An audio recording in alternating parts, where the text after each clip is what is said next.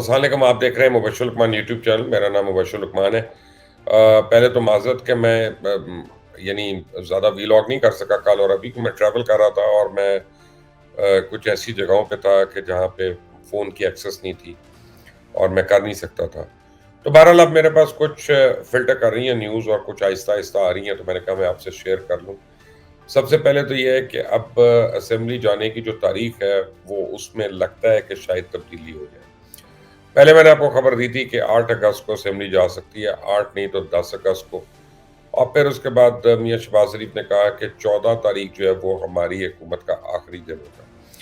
اب یہ کس بیس پہ انہوں نے کہا یہ مجھے نہیں پتا، کیونکہ اگر 12 کو اسمبلی کی مدت ختم ہوتی ہے تو اس کے بعد 14 تک میاں شہباز شریف کیسے رہتے ہیں یہ تو وہی بتا سکتے ہیں، یا کوئی قانونی یا آئینی ماہر بتا سکتا ہے. مجھے اس کے متعلق نہیں سمجھ آ رہی. لیکن اب مجھے یہ اطلاع ملی ہے کہ یہ اسموک اسکرین کریٹ کی جا رہی ہے اور غالباً اسمبلی جو ہے جولائی کے مہینے میں ہی ختم کر دی جائے. اور جو تاریخیں میرے سامنے آ رہی ہیں وہ مجھے 27، 28، 29 یہ تاریخیں آ رہی ہیں. اور لگتا ہی ہے کہ اب اگلے 1-2 دن میں اسمبلی کا اجلاس بلایا جائے گا اور اس اجلاس کا جو آخری دن ہوگا اس میں پرائم منسٹر آ کے تقریر کریں گے اور پریزیڈنٹ کو ایڈوائز بھیجیں گے. اور جب وہ پریزیڈنٹ کو یہ ایڈوائز بھیجیں گے تو عارف الوی صاحب نے اس سمری کے اوپر تو 1.5 منٹ نہیں لگا، انہوں نے 1 منٹ سے کم ٹائم پہ بھی اس کے اوپر تو سگنیچرز کر دینے ہیں اور اس کو فارغ کر دیں. اس کے بعد آ جاتے ہیں کہ اسمبلی جب ختم ہو جائے گی تو نگران وزیر اعظم کون ہوگا. میں نے آپ کو کافی پہلے کہا تھا کہ اس وقت جو ریس میں سب سے اوپر ہے وہ تو حفیظ شیخ ہے، لیکن ایک نئے صاحب جو ہیں ان کی انٹری ہو چکی ہے، اس ریس کے اندر انٹری ہو گئی ہے اور وہ محمد میاں سمرو صاحب ہیں. اچھا، محمد میاں سمرو صاحب جو ہیں وہ کافی پلیزنٹ پرسنالٹی کے ہیں اور ہر ایک کو قابل قبول ہیں. ٹیکنوکریٹ بھی ہیں، سیاستدان بھی ہیں اور ایکسیپٹیبل بھی ہیں ہر ایک کو، اور قابل آدمی بھی ہیں. اس میں بھی کوئی شک نہیں ہے کہ وہ قابل بھی ہیں اور ان کو اپنا کام بھی آتا ہے. اور جو بھی کیئر ٹیکر پرائم منسٹر ہوگا اس کا فائنانس کو سمجھنا بڑا ضروری ہے، کیونکہ اس ٹائم پہ ہمیں آئی ایم ایف سے $1.2 بلین کی ایک ٹرانش بھی ریلیز کروانی ہے، اس کی بھی ڈاکومنٹیشن ہونی ہے، سب کچھ ہونا ہے. اور کہا جا رہا ہے کہ فائنانس منسٹر کے لیے رضا باقر کا نام جو ہے وہ اس وقت ہاٹ فیوریٹ ہے. تو یعنی جو بھی ارباب اختیار ہیں ان کا یہ خواہش ہے کہ فائنانس جو ہے وہاں پہ کسی قسم کی کوئی کمی نہ رہ جائے اس ڈپارٹمنٹ میں یا اس سیکشن میں. تو باقی تو چیزیں ہوتی رہتی ہیں کوئی اتار چڑھاؤ کے ساتھ، لیکن یہاں پہ اب ہم افورڈ نہیں کر سکتے کسی بھی قسم کا کوئی لیپس جو ہے. تو رضا باقر کے اوپر بھی نظر رکھیں، حفیظ شیخ کے اوپر نظر رکھیں اور ساتھ ساتھ محمد میاں سمرو کے اوپر بھی نظر رکھیں. اور محمد میاں سمرو جو ہیں وہ اس وقت تو پاکستان میں نہیں ہے، اس وقت تو امریکہ میں. تو وہ جب آتے ہیں یہاں پہ اگلے 2-4 دنوں میں تو پھر اگر ان سے ملاقات ہوتی ہے یا بات ہوتی ہے میری تو پھر زیادہ افیکٹولی میں آپ کو اس کے متعلق بتا سکتا ہوں. جہاں تک رہ گئی بات الیکشنز کی، تو جب الیکشنز ہوتے ہیں تو اس الیکشنز میں ایک بہت بڑا جو سرپرائز ایلیمنٹ ہو سکتا ہے کہ جس کو ابھی کوئی اینالسٹ جو ہے اس کا تجزیہ نہیں کر رہا، وہ ہے آزاد امیدوار. تو یہاں پہ تو آپ دیکھیں کہ فریگمنٹڈ اسمبلی ہونی ہے، کسی کی 2/3 میجورٹی نہیں ہو سکتی، اور یہ تو ایک فورگون کنکلوژن ہے. اب میں اور آپ ہم اپنی اپنی خواہش کے مطابق ہم یہ آرگومنٹ کر سکتے ہیں کہ جی 30 سیٹیں ہیں کسی کی 100 سیٹیں ہیں، کسی کی 110 ہیں یا 80 ہیں، 85 ہیں، لیکن کسی کو بھی ہم 172 سیٹیں دینے کو کسی کا مائنڈ نہیں بنتا، دماغ اس طرف نہیں جاتا. تو وہ 100 سیٹوں میں اور 172 سیٹوں کے بیچ میں جو گیپ ہے آپ سمجھ لیں تقریباً 70 سے 90 کے قریب سیٹس ایسی ہیں جو بڑی کنٹیشس سیٹیں اور ان کا بڑا ایک رول ہوگا حکومت بنانے میں. اور اس میں جیسے آپ کو میں نے بتایا تھا کہ 5-6 جو پاور گروپس ہیں وہ بڑے ایکٹیو ہیں یا ہوں گے. ایک تو ان میں بنیادی طور پہ depending upon the election result, لیکن ایم کیو ایم ہمیشہ کی طرح افیکٹو ہوگی یہاں پہ. اس کے بعد مولانا فضل الرحمان اس باری ان کا بڑا ایک افیکٹو رول ہوگا اس پوری پالیٹکس میں اور یہ جو پاور گیم ہے اس کے اندر. پرویز خٹک ابھی تک بیچ میں ہے. کل رات کو مجھے خبر ملی کہ پرویز خٹک اپنی پارٹی لانچ کر رہے ہیں اور بس ایک لاسٹ منٹ وہ پی ایم ایل این سے بھی اور جے یو آئی سے بھی ڈیل کرنے کے چکر میں کہ اگر ان کو ان کی مرضی کی ڈیل مل جاتی ہے تو پارٹی لانچ کرنے میں جو ان کا خرچہ ہونا ہے، جو انویسٹمنٹ ہونی ہے، جو محنت ہونی ہے، وہ سارا بائی پاس ہو جائے گا، اور وہ ان کو ایک پکی پکائی کھیر جو ہے وہ ان کو مل گئی، چاہے وہ نون لیگ دیتی ہے ان کو کے پی کے اندر، یا ان کو مولانا فضل الرحمان دیتے ہیں. کیونکہ ایک بات طے شدہ ہے کہ اگلی حکومت کے پی کے اندر اگر کوئی لا سکتا ہے چینج تو وہ مولانا فضل الرحمان ہے، اور ان کی اس کے اوپر کافی اسٹرانگ ورکنگ بھی ہے وہاں پہ. پھر جہانگیر ترین کی جو استحکام پارٹی ہے، وہ اس میں 100 سوا 100 کے قریب لوگ گئے ہیں، اور وہ سارے کوئی منسٹر تھا، کوئی ایم این اے تھا، کوئی ایم پی تھا، کوئی ایڈوائزر تھا، کوئی فلاں تھا، ٹھکاں تھا. لیکن ایک ریئلسٹک جو ان کے اوپر ایسٹیمیٹ ہے وہ یہ ہے کہ وہ 15 سے 18 سیٹس جو ہیں وہ جیت سکتا ہے ان کا گروپ، اور ان میں بھی زیادہ تر تعداد جو ہے ساؤتھ پنجاب کی ہے، تو وہ ایک بڑا افیکٹو گروپ ہو جائے گا. پی ایم ایل کیو جو ہے اس باری تھوڑا سا سرپرائز کر سکتی ہے، کیونکہ ہر وہ شخص جو پی ٹی آئی سے لاسٹ منٹ پہ نکلے گا اور پی ایم ایل این میں اس کو جگہ نہیں ملے گی، اور ہوگا وہ رائٹ ونگ کا، اور پیپلز پارٹی جوائن نہیں کرنا چاہے گا، تو پھر اس کے لیے جو نیکسٹ سٹاپ ہے وہ پی ایم ایل کیو بنتا ہے. اور اس کے لیے چودھری سرور جو ہیں اس وقت بہت ایکٹیو ہوئے ہیں، اور چودھری سرور جو ہے وہ اپنی برادری ارائیں برادری کے تھرو بھی بڑی ایفرٹس کر رہے ہیں کہ ارائیں جو اسکول آف تھاٹ کے یا طبقے کے لوگ ہیں وہ تو ضرور آئیں پی ایم ایل کیو میں. جاٹ برادری جو، کیونکہ پی ایم ایل کیو کی جو سیاست ہے وہ برادریوں کے ارد گرد ہمیشہ سے اس نے سینٹر کیا ہوا ہے اور وہاں پہ گھوم رہی ہے. ناؤ یہ بڑا ایک امپورٹنٹ گروپ ہوتا ہے.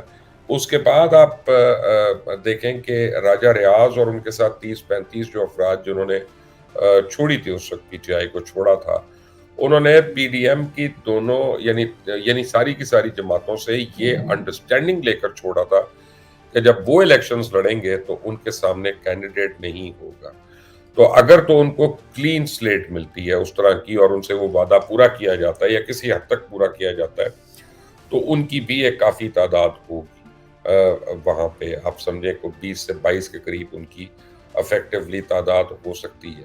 تو اسی طرح باپ پارٹی جو ہے، باری باپ پارٹی واقعی باپ کا رول ادا کر سکتی ہے، اور وہ ڈیسائیڈ کرے گی کہ کون ان کا نامنی ہوگا، کس کی طرف وہ جا سکتے ہیں. جب ان تمام پریشر گروپس کو ہم ایویلویٹ کرتے ہیں تو ان کی جو ورکنگ ریلیشن شپ ہے وہ پاکستان پیپلز پارٹی سے بہت بہتر ہے compare to any other party. J U I کے ساتھ بھی اتنی نہیں ہے، پی ایم ایل این کے ساتھ بھی اتنی نہیں ہے، اور یہ الگ الگ ہی آئیں گے. تو اس میں مجھے یہ لگتا ہے کہ حالانکہ پی ایم ایل این بڑی اس وقت کانفیڈنٹ ہے، اور ان کا خیال ہے کہ وہ پنجاب میں الیکشن جیت رہے ہیں اور کلین سویپ کر رہے ہیں، لیکن مجھے یہ لگتا ہے کہ پیپلز پارٹی جو ہے وہ جینون سرپرائز دے گی اگلے الیکشن میں. پیپلز پارٹی کو 80-90 سے زیادہ سیٹوں کی ضرورت نہیں ہے، وہ اتنی ہی لیں گے، اور جب اتنی سیٹس لیتے ہیں تو ان کے اوپر آپ پہلے ان کے ریزرو کینڈیڈیٹس ڈال دیں کہ وہ جو خواتین ہیں وہ کتنی جیتیں گی، تو وہ ان کے فگر ایڈ اپ ہو جائے گا، اور پھر اس کے بعد ان کو یہ الائنسز کرنی ہے. اور ماضی میں ہم نے دیکھا ہے کہ پیپلز پارٹی جو ہے وہ الائنسز کی بڑی ماہر ہے، اور وہ الائنس میں اور کوئلیشن میں اپنے تمام پارٹنرز کو خوش رکھ سکتی ہے اور خوش رکھ لیتی ہے بنسبت اور جماعتوں کے. عمران خان کو اس کی طرف تکلیف ہوتی رہی، پی ایم ایل این کو ان کی پرابلمز ہوتی رہی ہیں، تو یہ ایک نسبتاً ان کے لیے ایک ایزی گوئنگ سناریو ہے. اس وقت پی ایم ایل این جو ہے اس کی کافی حالت بدلی ہوئی بھی ہے، خاص طور پنجاب کے اندر.